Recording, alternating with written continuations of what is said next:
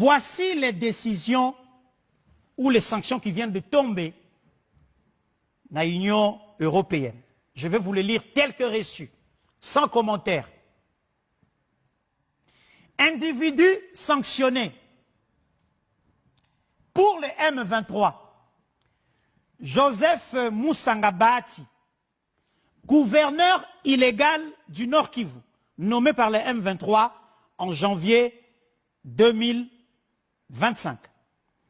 Il est responsable de l'administration parallèle, violant ainsi la souveraineté de la RDC et de la poursuite du conflit armé. 2. Bertrand Bissimois, président du M23. Lui, il est directement impliqué dans l'incitation à la violence, les violations de droits humains et dans l'instabilité en RDC. 3. Jean Bosco Nzabonimpa Mupenzi, chef adjoint des finances et de la production du M23, gérant les ressources financières du groupe et impliqué dans l'entraînement de nouveaux combattants. 4. John Imani Nzenze, colonel et chef du renseignement militaire du M23, actif dans la planification et la coordination des opérations du groupe armé. D'autres sanctions au sein de RDF, Force rwandaise. Il s'agit de M. Pascal Mouizi, général commandant la 2e division du RDF, déployé en RDC depuis août 2023. Son rôle est de soutenir les opérations militaires du M23. Toujours dans les forces armées rwandaises, est encore sanctionné par l'Union européenne. Monsieur Eugène Nkubito, qui est-il?